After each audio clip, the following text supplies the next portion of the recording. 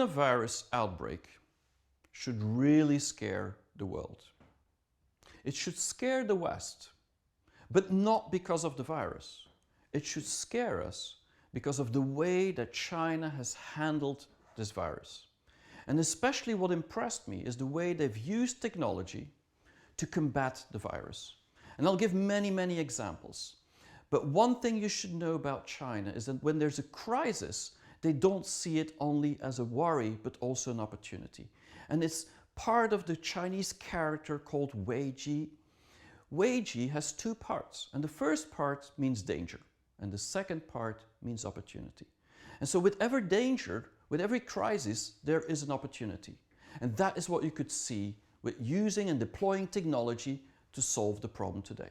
I'll give some examples. One is, for example, drones. Drones were being deployed everywhere in the cities to see if people were wearing their masks, but also to make sure that the temperature of people with the camera sensors showed that it wasn't too high so they didn't have a flu. To disinfect areas everywhere you could see these drones in action. But the other thing was robots, and that's really cool because you could see these self-driving cars everywhere in the streets, something they've been building for the last 2 years, but now able to deploy them because streets were very empty, so that was a good test moment. But also you could see very quickly how they were used to deliver food, to deliver medical equipment, even in the hospitals, or medicine, or to take the garbage out from the hospitals. It was very normal. Now, the other thing which I think was very interesting is the fact that the cashless society was so visible. I mean, we all know that China is not using that much cash anymore. It's all mobile payment, 100 times more than in the US or Europe. But now, because people didn't want to touch cash, because it could be infected, mobile payment really came about and everybody was using it. Now, the other thing which I thought was really interesting was the 3D printing of quarantine homes.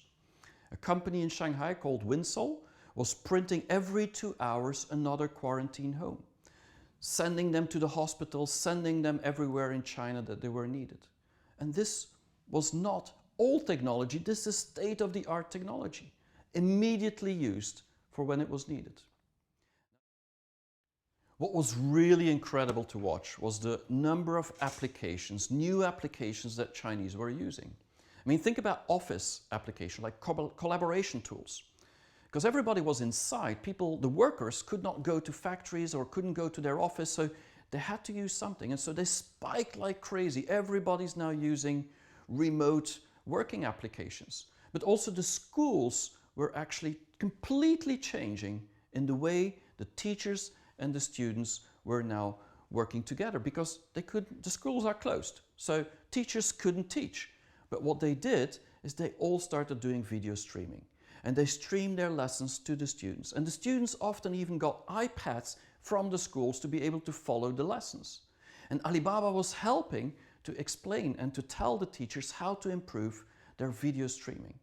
Now there's things like gaming, there's things like movies, there's things like music applications. Of course, if you're at home in quarantine, that's what you use, so they spiked as well. But also things like charity applications, something that we wouldn't expect from China, but companies were pouring money to help society, but also individuals were using these applications to share all their money to make sure that people could be helped. And then one of the things, of course, in this situation was the health applications. Diagnosis from doctors that are remote was very popular and has been everywhere now in the country, but also self-diagnosed, so you could check whether you could have potentially the coronavirus or not. To get medication, all these things, but also the online to offline application, even psychological help you could get through these apps. Information apps to know where the virus outbreaks are, if there's any people in your area that could have the virus. I mean, if you've been in contact with anyone, all that information available on these apps. Most important, most of these apps were for free. And everybody could use them for free. And the reason that the companies did that is because they really want to help to solve this problem, but also, in a way, it's an opportunity for them to acquire more users. And that is the pragmatism of China. So for me, if you see all that innovation, all this technology and the adoption of technology in this society in a time of crisis, then you know what China is capable of.